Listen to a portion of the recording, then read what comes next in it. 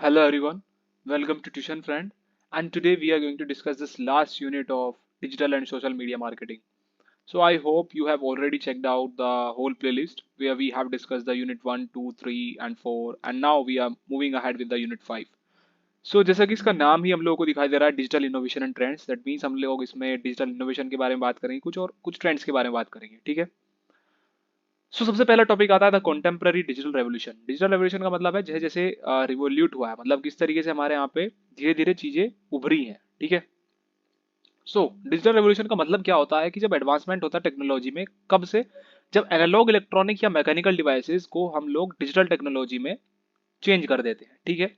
For an example, अभी के time पे आप देखते हो कि आजकल स्मार्ट वॉचेज आ गई हैं। पहले क्या होती थी, पहले एनालॉग वॉचेज होती, एनालॉग तरीके की वॉचेज यूज करते थे लोग, जिसमें मैकेनिकल भी चीजें कुछ रोटेट होती थी, ठीक है, छोटे छोटे मोटर लगे रहते थे उसके अंदर भी। बेसिकली कहने का मतलब क्या है कि पहले जो चीज एनालॉग होती थी, अब वो डिजिटल में जो चेंज हो रही है उसी को हम कह रहे हैं डिजिटल का रेवोल्यूशन होना, ठीक है। Next point is digital revolution is sometimes also called the third industrial revolution. इसको हम कभी कभार क्या कह देते हैं, या क्वेश्चन अगर पेपर में आता है कि explain something about third industrial revolution, तो उसमें हम लोग क्या लिखेंगे, इसी को ही लिखने वाले हैं, डिजिटल रेवोल्यूशन को ही हम लोग उसमें लिखेंगे, ठीक है। इसको हम लोग इंडस्ट्रियल रेवोल्यूशन कहते हैं, और या थर्ड इंडस्ट्रियल रेवोल्यूशन कहते हैं, जिसके अंदर हमारे पास एक एरा आता है डिजिटल इलेक्ट्रॉनिक का, जो कि स्टार्ट कब से हुआ था, 1980 से स्टार्ट हुआ था और अब तक कंटिन्यूअस है। आप देख रहे हो डेली डेली नई नई चीजें आ रही हैं, ठीक है, नया नया एडवांसमेंट हो रहा है डिजिटल में भी, ठीक है। बेसिकली कहने का मतलब क्या है कि जो ये हमारा थर्ड इंडस्ट्रियल रेवोल्यूशन है, इसने हमारी सब चीजें धीरे धीरे चेंज कर दी हैं, और ये स्टार्ट हुआ था अप्रोक्सीमेटली 1980 से, और ये आगे तक बढ़ता जा रहा है।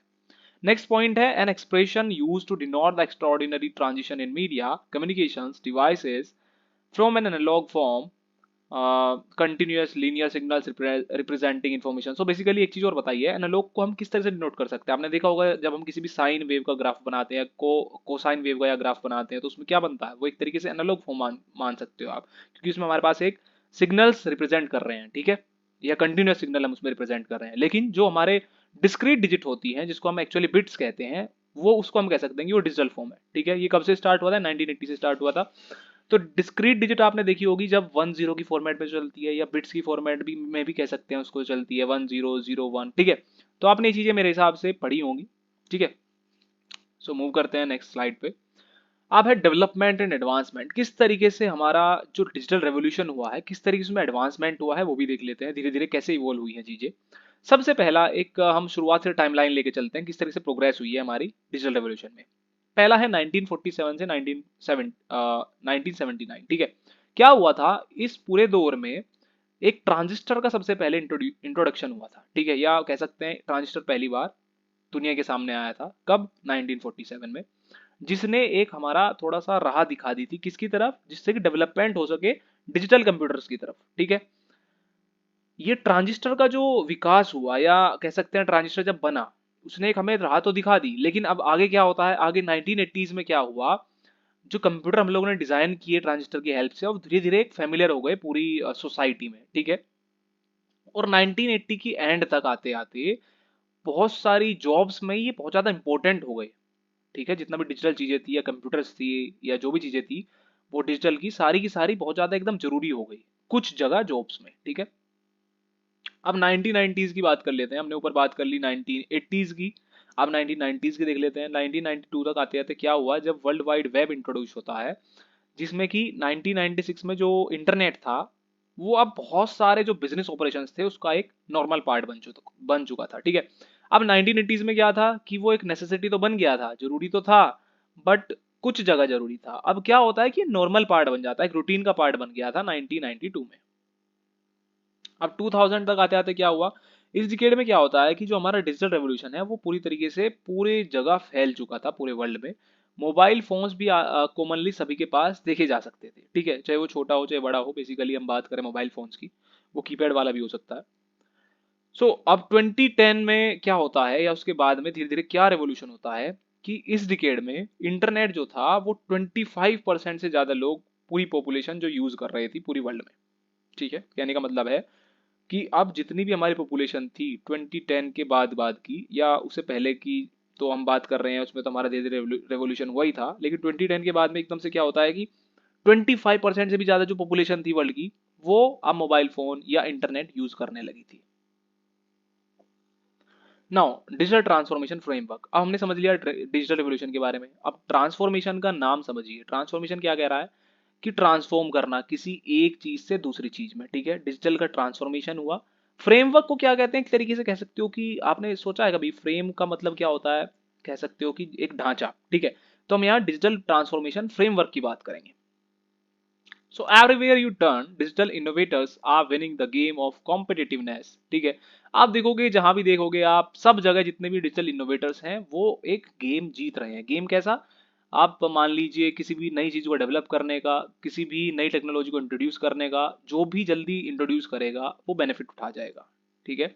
So consumers channels and companies have already gone digital, or digital transformation is taking place. That means आप देखोगे जितने भी कंज्यूमर्स हैं, हमारे चैनल्स आप समझ सकते हो, या जितना भी हमारा कम्युनिकेशन है, जितनी भी कंपनीज हैं वो ऑलरेडी डिजिटल डिजिटल की तरफ जा चुकी हैं। अब डिजिटल ट्रांसफॉर्मेशन जो है वो सभी के बीच में आ गया है। Digital transformation is about redefining your entire business strategy. So basically digital transformation होता क्या है, पूरी की पूरी बिजनेस स्ट्रेटेजी को हम लोग रीडिफाइन करें। रीडिफाइन का मतलब जो पहले ट्रेडिशनल वे में चलती आ रही थी उसको एकदम दोबारा से हम उसको कहीं ना कहीं एनहेंस करें, और अपनी जितनी भी एफिशिएंसी है या जितना भी यूटिलाइजेशन है हम हमारी चीजों का, उसको एफिशिएंट वे में हम लोग इम्प्रोवाइज करें, ठीक है। It is a plan strategic and organisational change. ये क्या होता है, एक प्लान और स्ट्रेटेजिक मतलब कुछ स्ट्रेटेजी बना के, एंड ऑर्गेनाइजेशनल चेंज मतलब पूरे ऑर्गेनाइजेशन में चेंज लाने के लिए। It is the creation of new business models back by technology, मतलब यहाँ पे हम नए बिजनेस मॉडल्स को भी इंट्रोड्यूस कर सकते हैं, या नए नए बिजनेस मॉडल्स बनाकर हम लोग टेक्नोलॉजी की हेल्प से आगे की तरफ बढ़ सकते हैं। नेक्स्ट पॉइंट है, there is a system for this type of organisational change. इसके लिए एक सिस्टम बनाया गया है। क्या है वो सिस्टम, डिजिटल ट्रांसफॉर्मेशन फ्रेमवर्क। सो हमने डिजिटल ट्रांसफॉर्मेशन तो देख लिया क्या होता है। अब डिजिटल ट्रांसफॉर्मेशन खाली एक चीज से नहीं आता है, उसमें इन्होंने बोला है कि पूरी जितना भी एक कंपनी में काम होता है सबको पूरा रीडिफाइन करना है। उस पूरे रीडिफाइन करने के जितना भी हमारा सिस्टमेटिक जो एक ढांचा तैयार होता है उसे कहते हैं हम डिजिटल ट्रांसफॉर्मेशन फ्रेमवर्क, ठीक है। या उसके लिए जो जो रूल्स लगते हैं, उस पूरे जितना भी पूरा फ्रेम है उसको हम कहते हैं डिजिटल ट्रांसफॉर्मेशन फ्रेमवर्क। वो क्या करता है, वो एम्पावर करता है लीडर्स को, मार्केटर्स को, टेक्नोलॉजिस्ट को, और एक विनिंग एनवायरनमेंट क्रिएट करता है किनके लिए, जो कि उनके बीच में काम करने वाले हैं या कस्टमर्स जो उनको यूज करने वाले हैं, वो भी उन लोगों को एक तरह से प्यार करेंगे उनकी टेक्नोलॉजी को, ठीक है। या जो जो वो नई चीजें लाएंगे मार्केट में वो सभी लोग पसंद करेंगे, कहने का मतलब है। आप देख लेते हैं डिजिटल ट्रांसफॉर्मेशन की प्रोसेस होता क्या है।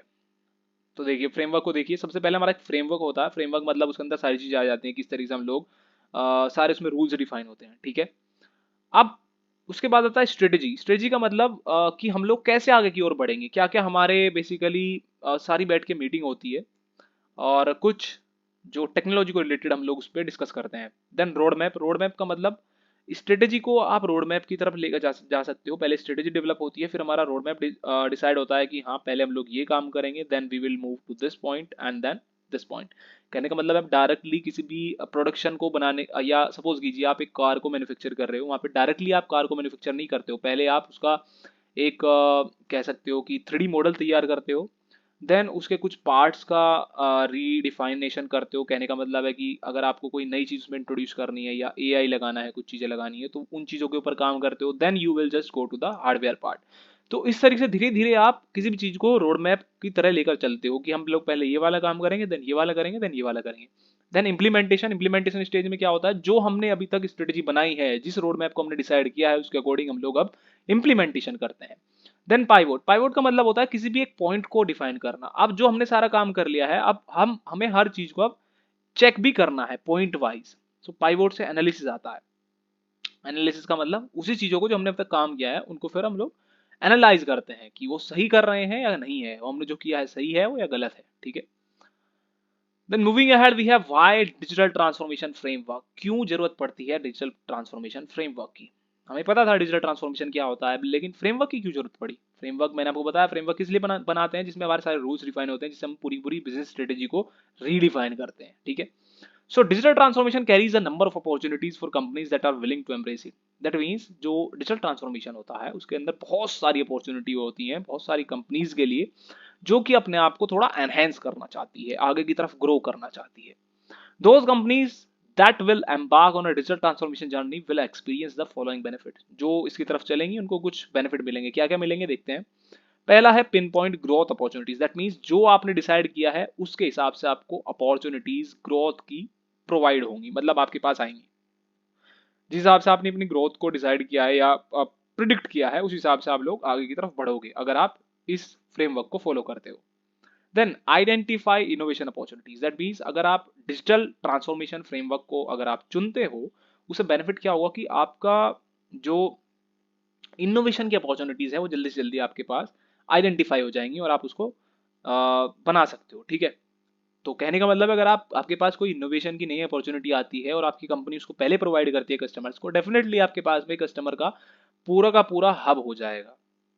Then discover new sales opportunities. That means अगर आपके पास में डिजिटल ट्रांसफॉर्मेशन फ्रेमवर्क है, आप डिस्कवर कर सकते हो नई नई सेल अपॉर्चुनिटीज को। Apply the most effective marketing tactics for the business. अलग अलग तरीके की इफेक्टिव मार्केटिंग टेक्निक्स या टेक्टिक्स यूज कर सकते हो अपने कस्टमर्स के लिए, जिससे कि आपको जो आपका प्रॉफिट है वो एनहेंस हो सके। Then find out how they can get ahead of their digital competitors. That means आपके जो सामने कंपटीटर्स हैं, आपके सामने जो सेम तरीके की कंपनी है जो आपके विरुद्ध काम कर रही है, विरुद्ध नहीं कह सकते, मतलब आपके जैसा काम कर रही है, आप उनसे आगे भी निकल सकते हो। ठीक है, आपको एक मतलब इस तरीके से अगर आप इसको यूज करोगे ढंग तरीके से या अच्छी तरीके से यूज करोगे, then you can get ahead of your competitors. Then select the most suitable technology to deliver transformation. Then from this digital transformation framework you can get help to select a suitable technology for your company। ठीक है, then data driven decision making.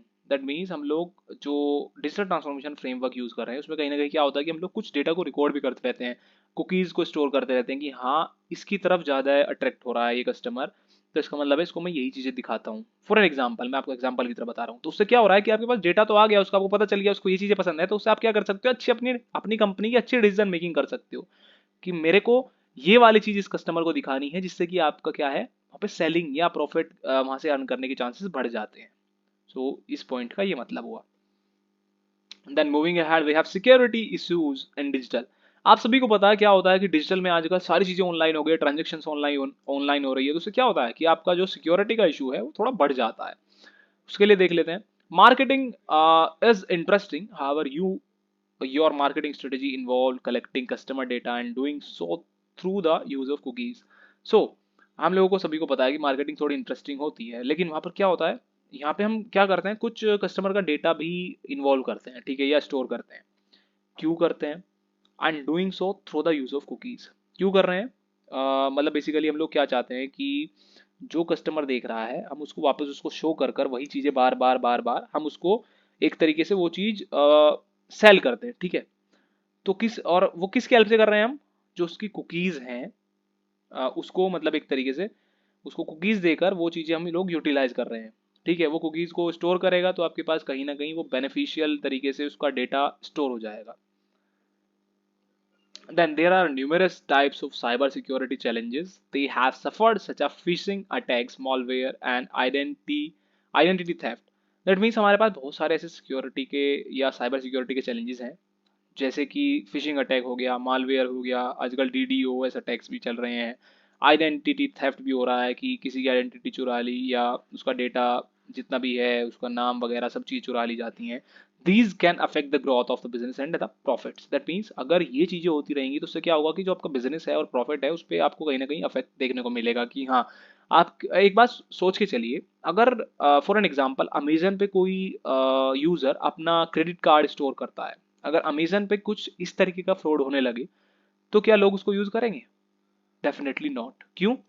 क्योंकि उन लोगों को पता चल जाएगा कि यहाँ पर हमारा डेटा चोरी हो रहा है या हमारे यहाँ पे ट्रांजेक्शन्स अपने आप हो रही हैं अपने आप। वैसे आजकल ऑटोमेटिक फीचर आ गया है कि आपका अगर कोई बिल आता है then it just automatically works और deduct the amount whatever it is. ठीक है, कितना भी आपका पेमेंट हो तो ऑटोमेटिकली डिडक्ट हो जाता है। लेकिन यहाँ पर जो ये अटैक्स होते हैं उनमें क्या होता है कि आपका थर्ड पार्टी जो होती है वो कहीं ना कहीं उसमें आकर वो डेटा चुरा कर और आपका पेमेंट या जितना भी आपका बैंक बैलेंस है वो जीरो कर सकती है या खत्म कर सकती है। तो वो चीजें यहाँ पर हम लोग इसमें बात कर रहे हैं कि ये जो सिक्योरिटी इश्यूज हैं हम उनको कैसे स्ट्रॉन्ग कर सकते हैं अपनी मार्केटिंग स्ट्रेटेजी में, या वो जिससे हम उन चीजों से बच सकें।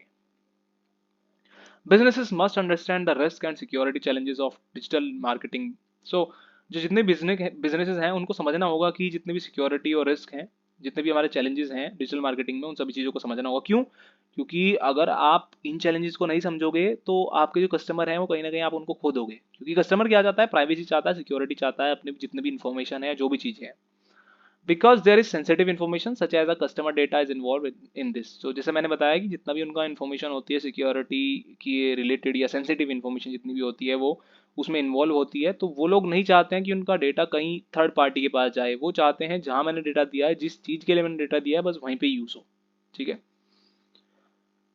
यहाँ पे देख लेते हैं कुछ डिफरेंट तरीके की मार्केटिंग स्ट्रेटेजीज को। सबसे पहला है कंटेंट मार्केटिंग। कंटेंट मार्केटिंग में देखते हैं किस तरीके से हम लोग सिक्योरिटी इश्यूज को रिजोल्व कर सकते हैं। कंटेंट मार्केटिंग क्या होता है? जहाँ पे हम लोग अपने कंटेंट को डाल के, अब मैंने ये पहली वीडियोस में बताया कंटेंट होता क्या है, कंटेंट मार्केटिंग क्या होती है। बेसिकली हम अपना किसी भी एक विजिटर को, अपनी वेबसाइट पर एक विजिटर आता है, उसको हम लोग कैसे कस्टमर में बनाते हैं, वो बेसिकली कौन डिसाइड करता है? आपका कंटेंट डिसाइड करता है। आपने जितना अच्छा कंटेंट लिखा होगा उतनी ज़्यादा पॉसिबिलिटी होगी कि जो आपका एक विजिटर आया है वो एक कस्टमर में मतलब कन्वर्ट हो जाएगा। ठीक है। कंटेंट मार्केटिंग जो सिस्टम होता है, जैसे कि कितनी चीज़ें हम लोग यूज़ करते हैं, एक वर्डप्रेस से भी हम लोग कंटेंट लिख सकते हैं। Make managing the content marketing more comfortable. Basically होता क्या है कि जो हमारे वर्डप्रेस होता है, वर्डप्रेस में आपको ड्रैग एंड ड्रॉप करना होता है बेसिकली, और जो चीज़ें टाइप जहाँ करनी है वो चीज़ आप कर सकते हो, वहाँ पे कोई कोडिंग की जरूरत नहीं है। तो बेसिकली यहाँ पे इसीलिए बताया गया कि जो वर्डप्रेस होती है वहाँ पे बहुत ईजी होता है कंटेंट लिखना, कंफर्टेबल होता है। But hackers are familiar with the functions of the WordPress and easily hack the site of distributive malware. That means जो हैकर्स हैं उससे बहुत ज़्यादा फेमिलियर हैं और वो जानते हैं वर्डप्रेस में क्या क्या फंक्शन है, और वो उसको इजीली हैक कर सकते हैं, और आपके जो सिस्टम में है वो आपका या आपकी साइट में अलग अलग तरीके के मालवेयर डिसरप्ट कर सकते हैं या डिस्ट्रीब्यूट कर सकते हैं। ठीक है। इंटीग्रेटिंग सिक्योरिटी फीचर्स इज दस critical. A strong password must be use. Basically सबसे पहली चीज़ है कि हमें यहाँ पे सिक्योरिटी फीचर्स को ऐड करना होगा। उससे पहले एक सबसे इंपॉर्टेंट चीज़ क्या आती है कि हमें अपना जो पासवर्ड है वो स्ट्रॉन्ग रखना होगा। ठीक है। Then whatever CMS platforms are use integrate the security feature. जितने भी हमारे प्लेटफॉर्म होते हैं हमें सबसे पहले एक डिसाइड करना होगा एक चीज़ कि हम उसमें सिक्योरिटी फीचर्स को ऐड ऑन करें। कैसे कर सकते हैं? कुछ प्लगइन्स को इंस्टॉल करके, क्योंकि आप वर्डप्रेस चलाते हो उसमें बहुत सारे प्लगइन्स आते हैं जो आप इसमें इंस्टॉल कर सकते हो। सिक्योरिटी रिलेटेड आप उसमें इंस्टॉल कर लीजिए, जिससे कि आपको जितनी प्राइवेसी है या सिक्योरिटी है वो थोड़ी एनहेंस हो जाएगी, और उससे जो कस्टमर का डेटा है कहीं ना कहीं वो थेफ्ट से बचाया जा सकेगा। And another important thing required is to update them regularly to keep off vulnerabilities. That means इसका मतलब है कि हमें उसको रेगुलरली अपडेट भी करना है, जिससे कि जितना भी, क्योंकि क्या होता है कि आजकल सारी कंपनीज इन चीज़ों पर काम कर रही हैं कि कहाँ थेफ्ट हो सकता है, किस जगह हमारा बग है। उस बग को फिक्स करने के लिए वो रेगुलरली अपडेट भी देते रहते हैं, तो वो अपडेट करना भी बहुत ज़्यादा नेसेसरी है। आप अपडेट करते रहिए, जिससे कि आपकी जो वल्नरेबिलिटीज़ है, जितनी भी आपकी जो खामियां हैं वो दूर हो जाएंगी। अब बात कर लेते हैं अगली ईमेल मार्केटिंग के बारे में। ईमेल मार्केटिंग में कैसे कैसे सिक्योरिटी थेफ्ट हो सकता है और उसको हम कैसे रिसोल्व कर सकते हैं। सबसे पहला, email marketing is one of the powerful and traditional methods of digital marketing. सबसे मतलब पावरफुल है ये।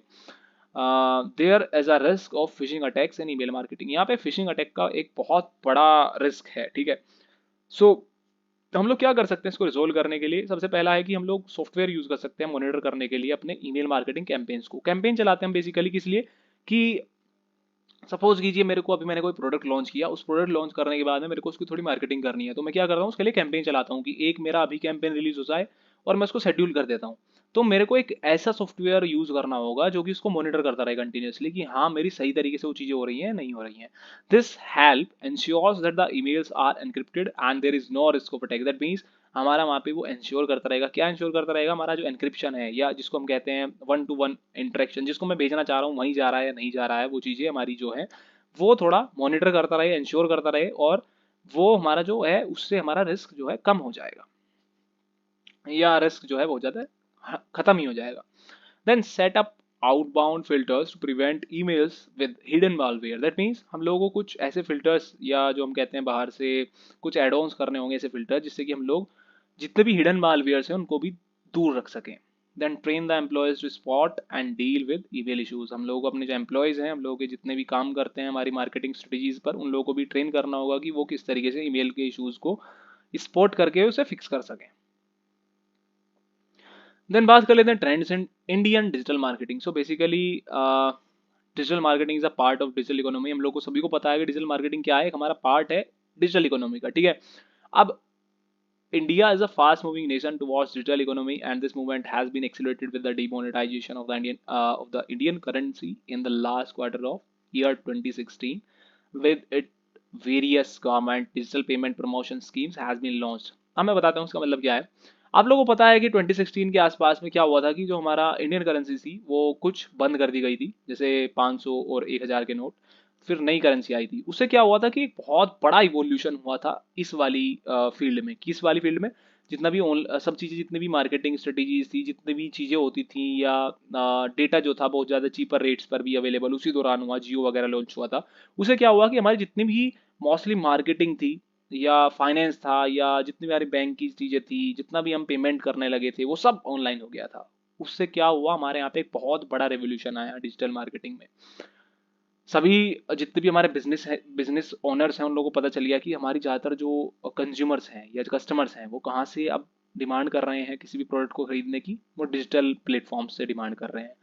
तो इस तरीके से यहाँ पे कहीं ना कहीं डिजिटल जो मार्केटिंग है उसमें इवोल्यूशन हुआ, या रेवोल्यूशन कह सकते हो एक तरीके से। सभी लोग अब ऑफलाइन से ऑनलाइन की तरफ शिफ्ट हो गए। तो यहाँ पे कुछ टेक्नोलॉजीज हैं जो ट्रेंड्स को शो करती हैं इंडियन डिजिटल मार्केटिंग में। पहला है search engine optimisation. Search engine optimisation मैंने आपको बताया था कि इसलिए यूज होता है, बेसिकली आपके वेब पेज को सबसे ऊपर टॉप पर शो करने के लिए।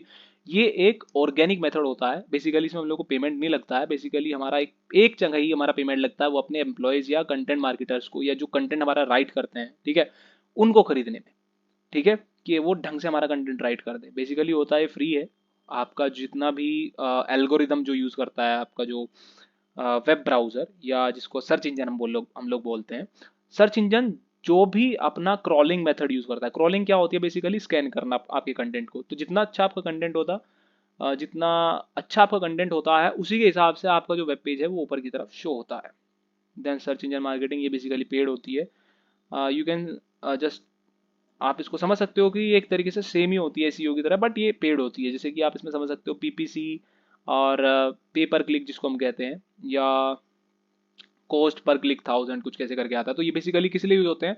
ये बेसिकली हम लोग पे कर कर इन वाले या एडवर्ड्स के थ्रू हम लोग यहाँ पे अपनी जो साइट है उसको प्रमोट कर सकते हैं, ठीक है। तो इसमें भी वही चीज़ें यूज होती हैं। हमारी जो वेबसाइट है वो एड के थ्रू हम लोग ऊपर की तरफ अपनी शिफ्ट करा देते हैं।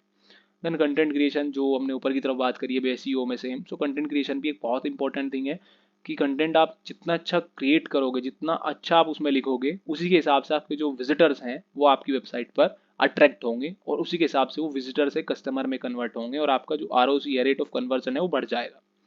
देन सोशल मीडिया मार्केटिंग के बारे में बात कर लेते हैं। सोशल मीडिया मार्केटिंग का एक अलग से यूनिट भी है, वो आप जरूर देख लेना। सोशल मीडिया मार्केटिंग क्या होती है? बेसिकली हम लोग जितना भी अपना न्यू प्रोडक्ट्स हैं, जितनी भी सर्विसेज हैं, उनको उनको सोशल मीडिया प्लेटफॉर्म के थ्रू, जैसे फेसबुक इंस्टाग्राम के थ्रू प्रमोट करते हैं। और जिससे हमारा जो बेनिफिशियल होता है ये होता है कि हमारे जितने भी विजिटर उन प्लेटफॉर्म पर आएंगे हमारा अच्छा कंटेंट देखकर, वो सभी के सभी हमारे अब कस्टमर बनने की तरफ कहीं ना कहीं रुझान में आ जाएंगे। वो हमारी वेबसाइट पर विजिट करेंगे, जिससे हमारे जो प्रोडक्ट्स हैं उनके पास तक पहुंच पाएंगे।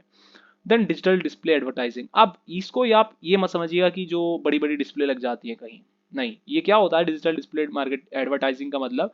इसका मतलब होता है कि जो हमारे, कभी कभार आपने देखा होगा जब आप किसी वेबसाइट को विजिट करते हो तो नीचे की तरफ से कुछ पॉपअप निकल के आता है कुछ एडवर्टीजमेंट की तरह। तो बेसिकली कुछ बैनर्स या कुछ हम लोग टेक्स्ट की तरह कुछ ऐसे एक तरीके से एडवर्टाइजमेंट करते हैं, वो बेसिकली इस कैटेगरी में आते हैं। वो बैनर हो सकते हैं, वो अलग अलग तरीके के जितने भी हमारे या वीडियो आ सकती है जब आप यूट्यूब चलाते हो, तो वो एक तरीके से डिजिटल डिस्प्ले एडवर्टाइजमेंट की कैटेगरी में आ जाएंगे। देन मोबाइल मार्केटिंग की बात कर लेते हैं। मोबाइल मार्केटिंग आपको पता है, मोबाइल हमारे यहाँ पे सभी अप्रोक्सीमेट 1 बिलियन प्लस हमारे यहाँ पे यूजर्स हैं इंडिया में। तो मोबाइल मार्केटिंग बेसिकली बहुत ज़्यादा इंपॉर्टेंट रोल प्ले करती है, क्योंकि आजकल सभी लोग डेस्कटॉप को छोड़कर मोबाइल पर आ गए हैं, ठीक है। तो वहाँ पे आप लोग जितनी वो फैसिलिटीज़ यूज़ कर रहे हैं, एप्लीकेशन यूज़ कर रहे हैं, उसमें अपना एडवर्टीजमेंट दिखा के अपनी कंपनी को ग्रो कर सकते हो। देन वायरल मार्केटिंग, इसका मतलब है कि आपने देखा होगा कोई भी रील अगर वायरल होती है, कोई भी कंटेंट अगर वायरल होता है, उसके साथ साथ में अगर आप उसी हिसाब से अपनी नई मतलब टेक्नोलॉजी को मतलब नया आइडिया लगा के उसी वायरल मैसेज के थ्रू या उसी वायरल रील के थ्रू उसी तरीके से प्रमोट करो, तो वहां पर कहीं ना कहीं ज़्यादा चांसेस बढ़ जाते हैं लोगों का एक तरीके से ध्यान केंद्रित करने के लिए। देन ईमेल मार्केटिंग को मैंने आपको बताया कि ईमेल मार्केटिंग क्या होती है। बेसिकली आप लोग अपने न्यू प्रोडक्ट्स और सर्विसेज को रेगुलरली अपडेट देते रहते हो अपने कस्टमर्स को, या कस्टमर्स नहीं, या जितने भी आप लोगों की वेबसाइट पर विजिट किए हैं उन लोगों को रेगुलरली अपने टच में रखना। रिटेंशन कहते हैं हम एक तरीके से, कि कस्टमर का रिटेंशन हम लोगों को मिल जाता है ईमेल मार्केटिंग अगर हम कंटिन्यूसली जारी रखते हैं। Then we have online communities, ये सबसे इंपॉर्टेंट टॉपिक है। अभी जो दो टॉपिक आने वाले हैं, ऑनलाइन कम्युनिटीज हो जाता है और एक आगे आता है को क्रिएशन। सो ऑनलाइन कम्युनिटीज बेसिकली होती क्या है, जैसे कि नाम साफ साफ बता रहा है online communities, that means online जितनी भी हमारी एक तरीके से ग्रुप्स होते हैं, ठीक है। अब उसके बारे में देख लेते हैं। An online community also called an internet community. आपने देखा होगा आजकल व्हाट्सएप पे भी कम्युनिटीज बन रही हैं, ठीक है। तो बेसिकली क्या होता है, बहुत बड़े समूह को हम लोग कम्युनिटी बोल देते हैं। सो ऑनलाइन कम्युनिटी क्या होती है, जिसको हम इंटरनेट कम्युनिटी भी कहते हैं। ये एक वर्चुअल कम्युनिटी होती है जो कि क्या करती है, जहाँ पे बहुत सारे मेंबर्स एक साथ में इंटरेक्ट कर सकते हैं, ठीक है। किसके थ्रू, इंटरनेट के थ्रू, ठीक है। Those who wish to be a part of an online community usually have to become a member via a specific site and necessarily need an internet connection. That means अब आप लोगों को पता है कि ऑनलाइन कम्युनिटी में ऐसे ही तो नहीं कोई भी जुड़ सकता, वहाँ वहाँ का आपको कहीं ना कहीं एक लिंक भी चाहिएगा ज्वाइन करने के लिए। तो वो आपको कहाँ से मिलता है, बेसिकली वो मिलता है किसी भी एक वेबसाइट से या किसी भी एक पर्टिकुलर, या आप समझ सकते हो कि यूट्यूब का चैनल है, वहाँ पे किसी ने टेलीग्राम का एक पूरा कम्युनिटी बनाई हुई है या व्हाट्सअप की एक कम्युनिटी बनाई हुई है, तो उसने अगर डिस्क्रिप्शन में कोई लिंक दिया है आप उसको ज्वाइन कर लोगे। तो ज्वाइन करने वाले कौन होंगे, जो जो बेसिकली सारे आपके तरीके के ही होंगे। सपोज कीजिए आप एक एजुकेशनल कंटेंट देख रहे हो, ठीक है। सो एजुकेशनल कंटेंट देखने के साथ साथ अगर उसने वहाँ पे वो नीचे की तरफ लिंक डाली हुई है, तो मोस्टली स्टूडेंट्स ही इस लिंक को ज्वाइन करेंगे। कहने का मतलब है कम्युनिटी क्या होती है, जो केवल एक सिमिलर इंटरेस्ट रखती है और सिमिलर काइंड ऑफ थॉट्स रखती है किसी भी एक पर्टिकुलर टॉपिक के रिलेटेड, ठीक है। इसीलिए वो कम्युनिटी पूरी की पूरी क्या करती है, मिलकर कुछ भी चीजें डिस्कस करती हैं उस पूरे पूरे ग्रुप पर। So an online community can act as an information system where members can post, comment on discussions, give advice or collaborate. That means क्या होता है कि यहाँ पर क्या करते हैं मेंबर, बहुत सारी चीज़ें पोस्ट करते हैं, मतलब अलग अलग थॉट्स डालते रहते हैं, कमेंट करते रहते हैं एक दूसरे के, जितना भी एक दूसरे की बातें होती हैं उन पर धीरे धीरे कुछ ना कुछ लिखते रहते हैं, बेसिकली एक ही लेकिन पर्टिकुलर टॉपिक के रिलेटेड। सो उससे क्या होता है कि आपकी कंपनी को बेनिफिट होता है, आप अपनी कंपनी के वीक पॉइंट्स और प्लस पॉइंट को वहां से जान सकते हो, ठीक है। Commonly, people communicate through social networking sites, chat rooms, forums, email list and discussion board. That means कितनी बार क्या होता है कि जितने भी people होते हैं हमारे, जो सोशल नेटवर्किंग साइट से के थ्रू या किसी भी ईमेल के थ्रू या कहीं से भी अपनी कम्युनिटीज को बेसिकली ज्वाइन कर लेते हैं, ठीक है। तो वो सारे सारे कहाँ आते हैं, आपके कम्युनिटीज के पूरे टैब में आ जाते हैं। कहने का मतलब है कि आपकी जो कम्युनिटीज होती हैं, ऑनलाइन कम्युनिटीज होती हैं, बेसिकली उसमें जितने भी लोग होते हैं वो सारे सेम इंटरेस्ट के होते हैं, और वहां पे जो वो same kind of thoughts share करते हैं या कुछ भी ऐसी चीजें शेयर करते हैं, उससे एक कंपनी को बेनिफिट होता है अपने प्रोडक्ट की खामियां और खूबियां जानने में, ठीक है। सो यहाँ पे 4 टाइप की ऑनलाइन कम्युनिटीज होती हैं। कौन कौन सी, सोशल कम्युनिटी। सोशल कम्युनिटी क्या होती है, बेसिकली जो आपकी फेसबुक वगैरह से इन चीज़ों से आती है, वो बेसिकली ये कुछ भी पोस्ट करते रहते हैं। ऐसा नहीं है कि ये पर्टिकुलरली एक ही चीज़ों को पोस्ट करेंगे, तो ये एक इसका डिसएडवांटेज भी है। कितनी बार क्या होता है कि ऑनलाइन कम्युनिटीज़ में एक टॉपिक चलते चलते दूसरा बीच में कुछ ना कुछ आ जाता है, तो वो एक डिसएडवांटेज की कैटेगरी में भी जाता है। तो सोशल कम्युनिटीज़ क्या होती हैं, वो ज्वाइन तो करेंगी मतलब कंपनी के लिए ही, जो जिस चीज़ के लिए ज्वाइन करना था उस चीज़ के लिए ज्वाइन कर लिया, लेकिन सोशल कम्युनिटी बेसिकली फेसबुक वगैरह पे ज़्यादा मतलब चलती हैं। अब सपोर्ट कम्युनिटीज़ की बात करें तो सपोर्ट कम्युनिटीज़ क्या होती हैं कि जो टॉपिक को रिलेवेंट रखती हैं और मतलब उस कंपनी को ग्रो कराने में हेल्प करती हैं। बेसिकली होती है सोशल कम्युनिटीज की तरह ही है, बस एक बेनिफिट ये है कि इन लोगों का कि ये कंटिन्यूसली कंपनी को सपोर्ट करती रहती हैं। कहने का मतलब है ये टॉपिक से दूर नहीं भागती हैं। Then we have advocate communities. Advocate communities क्या होती हैं, जो बेसिकली अपनी सारी की सारी जो ऑडियंस होती हैं या सारे के सारे जो लोग होते हैं, वो क्या करते हैं, एक दूसरे के पास में कंपनी के लिए फीडबैक शेयर करने के लिए कहते हैं। तो ये एडवोकेट कम्युनिटीज बहुत ज़्यादा हेल्पफुल होती है किसी कंपनी के लिए, कि उनके प्रमोशन को ये बहुत ज़्यादा अफेक्ट करती है, मतलब बहुत ज़्यादा हेल्प हेल्प करती हैं। क्या होता है एडवोकेट कम्युनिटीज़ में, सपोज कीजिए एक कम्युनिटी में एक आपका एक बंदा जुड़ा हुआ है एडवोकेट कम्युनिटी में, वो क्या करेगा, उसका मेन काम होता है कि वो किसी दूसरे बंदे को लाकर उस कंपनी के पेज पर वो फीडबैक या एक पॉजिटिव रिव्यू लिखवाएगा। तो एडवोकेट कम्युनिटीज इस तरीके से हेल्पफुल हो सकती हैं। देन इनसाइड कम्युनिटीज, जैसे कि इसका नाम ही साफ साफ है, इनसाइड कम्युनिटीज, दैट मीन्स ये बेसिकली बहुत ही ज़्यादा प्राइवेट कम्युनिटीज़ होती हैं जो बेसिकली 4-5 साल या उससे ज़्यादा ईयर्स तक भी कंपनी के साथ में रहती हैं और उसके साथ में मिलकर काम करती हैं उसके प्रमोशन का, उसके एडवर्टीजमेंट का, ठीक है। अब आगे की तरफ चलते हैं, को क्रिएशन को देख लेते हैं। को क्रिएशन बेसिकली जैसे कि नाम साफ साफ हो रहा है, को मतलब कोऑर्डिनेशन समझ सकते हो, कोऑर्डिनेट करके क्रिएट करना, ठीक है। सो को क्रिएशन का मतलब होता है किसी मतलब कोऑर्डिनेट करके क्रिएट करना।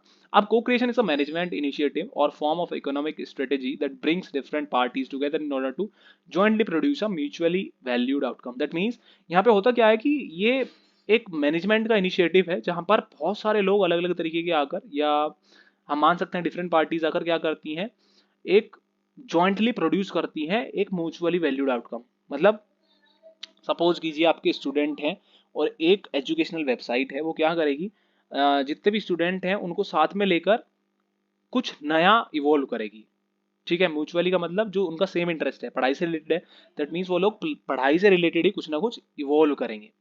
Then value is co-created with customers if and when a customer is able to personalize his or her experience using a firm's product service proposition in the lifetime of its use. That means value जितनी भी होती है हमारी, वो co-create कब होती है, जब हमारे जो कस्टमर्स होते हैं वो कंटिन्यूसली अपना जो एक्सपीरियंस है वो शेयर करते रहें और साथ साथ में कुछ नए प्रोडक्ट के लिए, कहने का मतलब है कि कंपनी को गाइडेंस देते रहें एक तरीके से पीछे से कि सर मेरे को इस चीज़ की ज़रूरत है, सो डेफिनेटली आप इस पर भी फोकस कीजिए। मेरे को सपोज कीजिए मेरे को नोट्स की एक पूरी वेबसाइट चाहिए, ठीक है, तो वो लोग कंपनी मिलकर स्टूडेंट के रिव्यूज़ को पढ़कर वो उसी चीज़ पर डिस्कशन करेगी और उसको भी वॉल्यू मतलब अपनी वेबसाइट में ऐड कर देगी, ठीक है।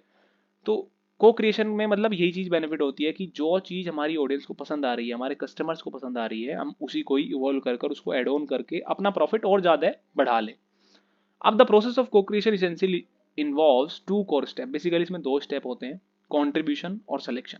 कॉन्ट्रीब्यूशन का मतलब जैसे नाम हमको साफ साफ हो रहा है, कॉन्ट्रीब्यूशन का मतलब होता है मतलब कॉन्ट्रीब्यूट करना, मतलब जो हम अपनी तरफ से सबमिट कर सकते हैं, ठीक है। So submissions of contributions by the public to the firm. Contribution के अंदर आता है जो हम लोग पब्लिक से कुछ भी मतलब अलग अलग टॉपिक्स को ले लेते हैं, ठीक है। फॉर एन एग्जाम्पल मेरे वही हम चीज उसी चीज को डिस्कस करेंगे। हमारी एक एडटेक कंपनी है जो कि एजुकेशन पर्पज के लिए काम करती है, ठीक है। तो वहाँ पे जितने भी पब्लिक फर्म है वो वहाँ पर क्या देगी, मतलब फीडबैक सेक्शन में जाकर वो लोग क्या करेंगे, हम लोगों के साथ में मतलब जुड़ सकते हैं और हम लोगों को नए नए वो दे सकते हैं, मतलब सलाह दे सकते हैं एक तरीके से कि सर आप ये चीज़ एड ऑन कर दीजिए अपनी वेबसाइट में, यहाँ पे और ज़्यादा कस्टमर्स आएंगे। तो कंट्रीब्यूशन का मतलब होता है कंट्रीब्यूट करना। देन सिलेक्शन का मतलब होता है किसी भी चीज़ को सेलेक्ट करना। So most of the promising and appealing contribution submissions, तो इसके अंदर बेसिकली क्या होता है, वो आप को क्रिएशन के जितने भी टाइप्स हैं उसके अंदर मैं आपको ध्यान से समझना, मैं समझाता हूँ। टिंकरिंग आता है सबसे पहले। इसके बेसिकली 4 टाइप होते हैं, टिंकरिंग, सबमिटिंग, को डिजाइनिंग एंड कोलैबोरेटिंग। टिंकरिंग का मतलब क्या होता है, पब्लिक कंट्रीब्यूट करती है और फर्म सेलेक्ट करता है। सपोज कीजिए आपके पास 4 एमसीक्यू के क्वेश्चन है, ठीक है, मतलब एक क्वेश्चन है एमसीक्यू का, उसके अंदर 4 ऑप्शंस है। तो पब्लिक क्या कर रही है, कंट्रीब्यूट कर रही है उन 4 ऑप्शंस को लिखने में, ठीक है। एक एग्जांपल की तरह मैं आपको दे रहा हूँ, एक स्टूडेंट है, एक टीचर है, ठीक है। टीचर अभी के टाइम पे क्या हो गया, आपका टीचर हो गया जो पब्लिक की तरह एक्ट कर रहा है, जो बेसिकली 4 मतलब उसके अंदर ऑप्शन लिख के दे रहा है, ठीक है। अब जो हमारी फर्म है वो स्टूडेंट की तरह काम करेगी, कैसे, वो सेलेक्ट करेगी अब, ठीक है। फर्म क्या करती है, अब सेलेक्ट करेगी। बेसिकली क्या हो रहा है कि पब्लिक बहुत सारे मतलब तरीके के वो देगी कि आप इसमें ये भी ऐड कर लीजिए, इसमें ये भी ऐड कर लीजिए। तो वहां पे फिर फर्म उन सब चीजों को डिस्कस करती है और उसमें से एक चीज सेलेक्ट कर लेती है। तो वो किस कैटेगरी में आती है, वो आती है टिंकरिंग कैटेगरी में।